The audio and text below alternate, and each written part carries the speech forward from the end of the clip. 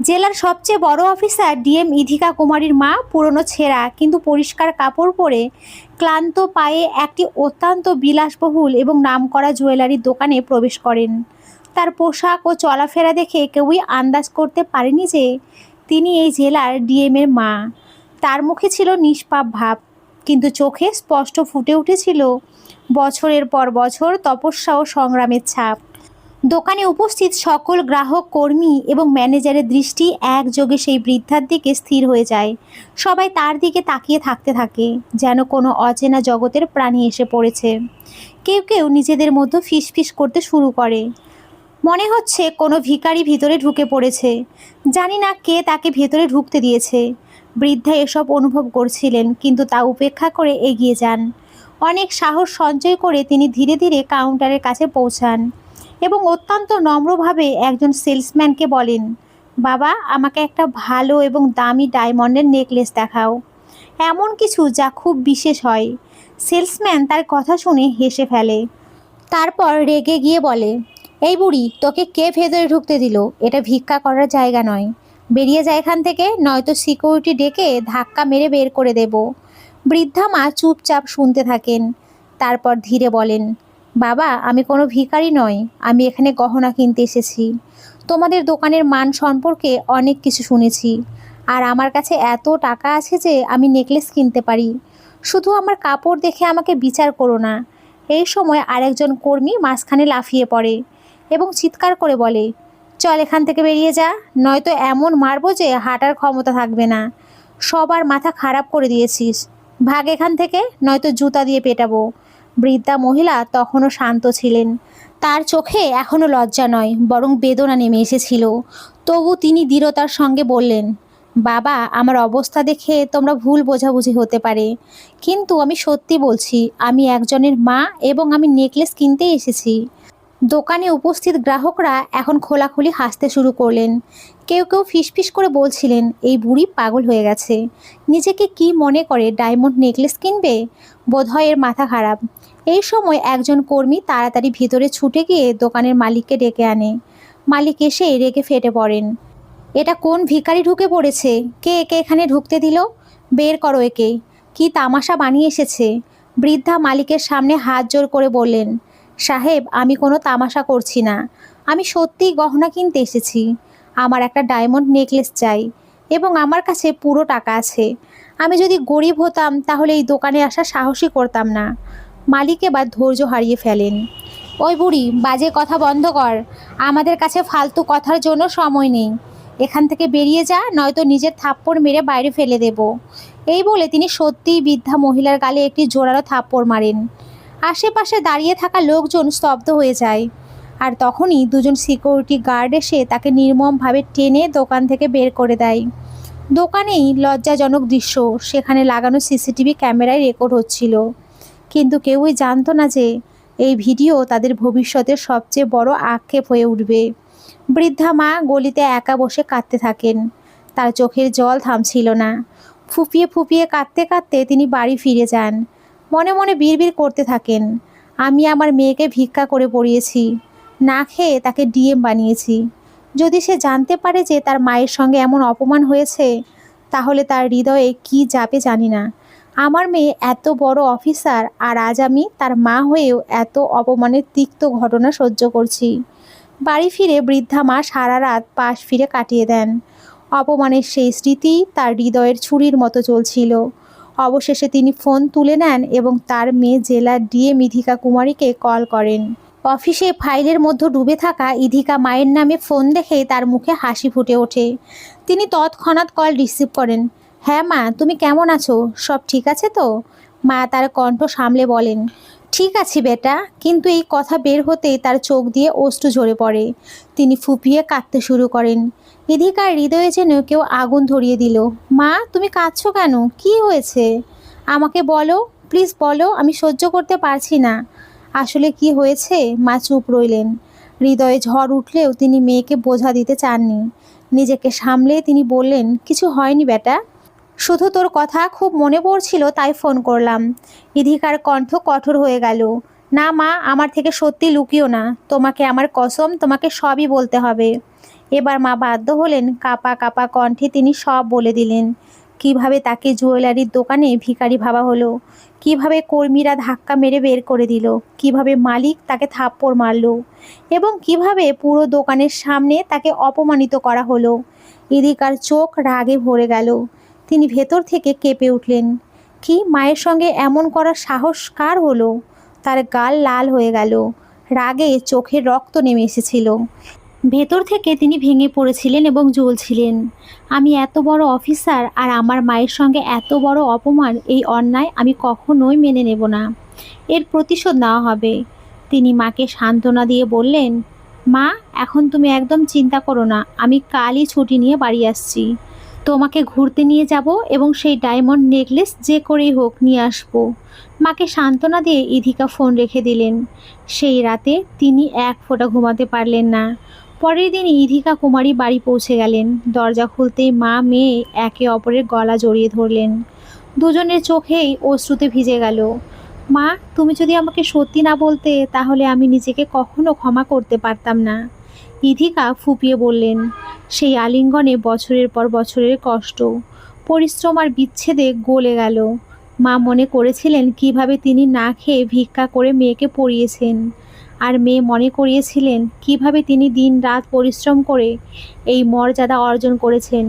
কিছুক্ষণ পর দুজনে খাওয়া দাওয়া করলেন। তারপর ইধিকা বললেন, মা, এখন আমরা সেটাই করব যা করা উচিত, তৈরি হও। ইধিকা আলমারি থেকে একটা লাল রঙের পরিষ্কার সালোয়ার স্যুট বের করলেন। তা পরে তিনি যেন একজন সাধারণ গ্রামের মেয়ে। কেউ আন্দাজও করতে পারবে না যে এই মেয়ে পুরো জেলার ডিএম। মাও একটা সাধারণ সাদা শাড়ি পরলেন।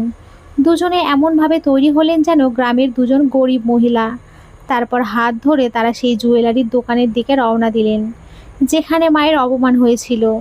দোকানের বাইরে পৌঁছাতেই মায়ের হৃদয় জোরে জোরে ধকধক করতে লাগলো, কিন্তু ইধিকার মুখে ঠান্ডা জলের মতো শান্ত ছিল।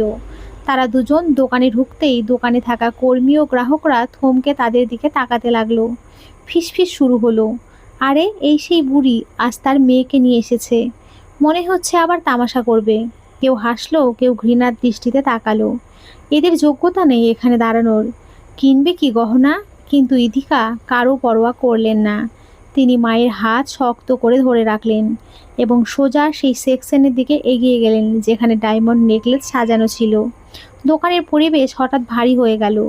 সবাই ভাবছিল আজ আবার কি তামাশা হবে, কিন্তু কেউই আন্দাজ করতে পারেনি যে যেই মেয়েটিকে তারা গরিব গ্রামের সাধারণ মেয়ে ভাবছে সে আসলে কে এবং আজ এখানে কি হতে চলেছে। ডায়মন্ড সেকশনের কাছে পৌঁছাতেই ইধিকা কুমারী আত্মবিশ্বাসের সঙ্গে বললেন, ম্যাডাম, আমাদের একটা ডায়মন্ড নেকলেস চাই। দেখান। কণ্ঠ ছিল নম্র কিন্তু দৃঢ়। একজন মহিলা কর্মী তাকে মাথা থেকে পা পর্যন্ত দেখে বিরক্ত হয়ে বললেন, আরে তোমরা আবার এসে গেছো? কাল তো এই বুড়ি একা এসে তামাশা করে গেছে, আজ মেয়েকে নিয়ে এসেছে। তুমি বোধহয় মেয়ে। শোনো, তোমাদের দুজনের যোগ্যতা নেই এখান থেকে গহনা কেনার, তাই ভালো হবে এখান থেকে বেরিয়ে যাও, আর বাজে কথা বলো না। ইধিকা গভীর নিঃশ্বাস নিয়ে শান্ত কণ্ঠে বললেন, দেখুন ম্যাডাম, যোগ্যতা নিয়ে কথা বলবেন না। আমাদের যোগ্যতা এতটাই যে আমরা চাইলেই আপনার পুরো জুয়েলারির দোকান কিনে নিতে পারি। তাই বাজে কথা বন্ধ করুন এবং আমাদের গহনা দেখান। এই সময় দোকানের ভেতর থেকে সেই মালিক বেরিয়ে এলেন। কে এতক্ষণ ধরে বকবক করছে? তার দৃষ্টি বৃদ্ধা মায়ের উপরে পড়তেই তিনি তেলে বেগুনে জ্বলে উঠলেন। আরে এই সেই বুড়ি যাকে কাল ধাক্কা মেরে বের করা হয়েছিল, আজ আবার এসেছে। আরে কে ওরা? ওর সঙ্গে ওর মেয়ে বোধ হয়। মনে হচ্ছে মা মেয়ে দুজনেই গাইয়া। তোমাদের যোগ্যতা নেই এখানে দাঁড়ানোর, চলো বেরিয়ে যাও, নয়তো ধাক্কা মেরে বের করে দেব। এটা শুনতেই ইধিকার ধৈর্যর বাঁধ ভেঙে গেল। তার চোখে রক্ত নেমে এলো। তিনি বললেন, ব্যাস, এবার বাড়াবাড়ি হয়ে গেছে। তিনি সোজা মালিকের চোখে চোখ রেখে বললেন, দেখুন, কথা বলার আগে ভাবুন, আমি এই জেলার ডিএম ইধিকা কুমারী। আর যদি আমার মা বা আমার জন্য এমন কথা আবারও বলেন তাহলে পস্তাতে হবে, বুঝেছেন? এটা শুনে দোকানের মালিক ও কর্মীরা জোরে জোরে হাসতে লাগলেন। ডিএম? মালিক হেসে বললেন, আরে তোমার এত যোগ্যতা থাকলে পুলিশে চাকরিও পেতে। গার্ড হওয়া তো দূরের কথা, তুমি তো এখানে ঝাড়ু দেবারও যোগ্য মনে হচ্ছে না। আর এসেছিস ডিএম, কখনো আয়নায় নিজের মুখ দেখেছিস? ইধিকা এবার এক মুহূর্ত নষ্ট না করে তার পার্স খুলল এবং তার সরকারি পরিচয়পত্র বের করলো। রাগে তিনি সেই আইডি মালিকের হাতে দিয়ে দিলেন। মালিক যখন তাদের জেলা ম্যাজিস্ট্রেট ইধিকা কুমারী লেখা দেখলেন, তার মুখ ফ্যাকাশে হয়ে গেল, হাত কাঁপতে লাগলো। তৎক্ষণাৎ 2 হাত জোর করে বললেন, মাফ করবেন ম্যাডাম, আমাদের বিন্দুমাত্র ধারণা ছিল না যে আপনি আমাদের ডিএম ম্যাডাম। আমরা তো ভেবেছিলাম আপনি কোনো গ্রামের সাধারণ মেয়ে, যিনি ফালতু সময় নষ্ট করতে এসেছেন। আপনি যা চান আমরা তৎক্ষণাৎ দেখাচ্ছি, প্লিজ রাগ করবেন না। কিন্তু ইধিকার রাগ এখন শান্ত হচ্ছিল না, তার কণ্ঠ গর্জে উঠল।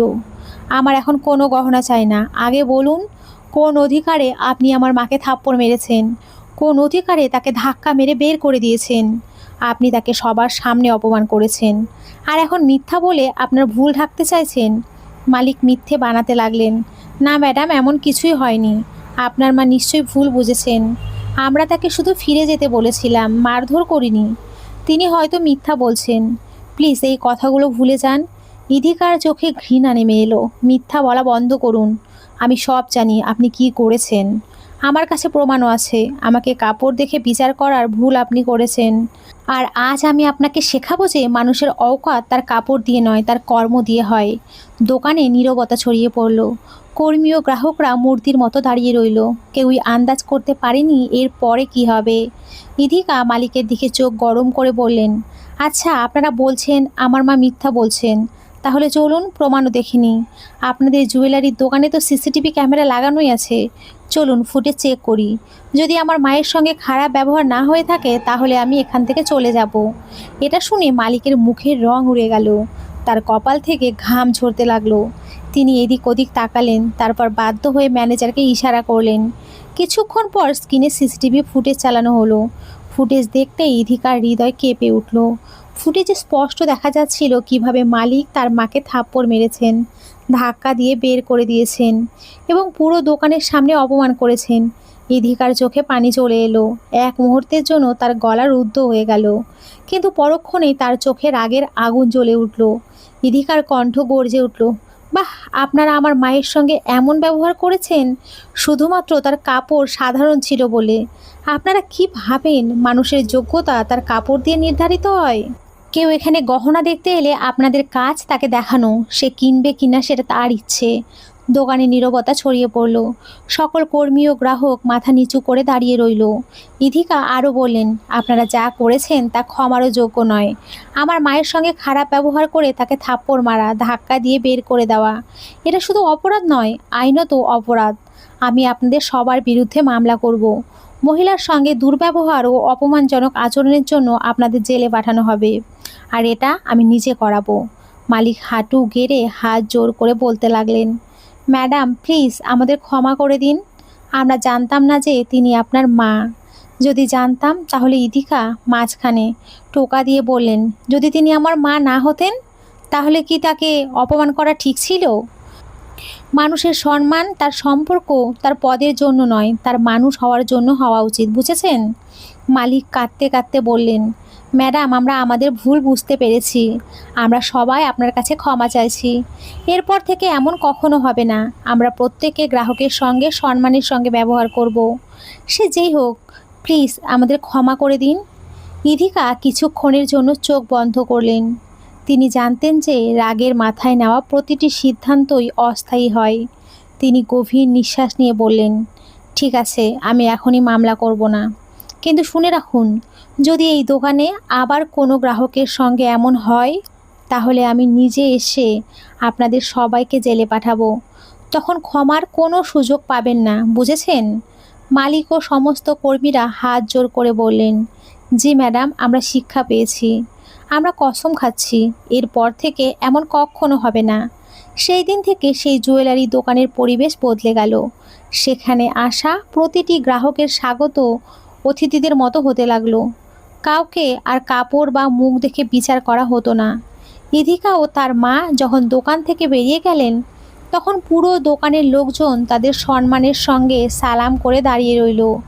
ইধিকা মায়ের হাত ধরে বেরিয়ে যেতে যেতে বললেন, মা, এখন কেউ আর তোমাকে বা অন্য কাউকে এইভাবে অপমান করতে পারবে না, এটা আমার প্রতিশ্রুতি।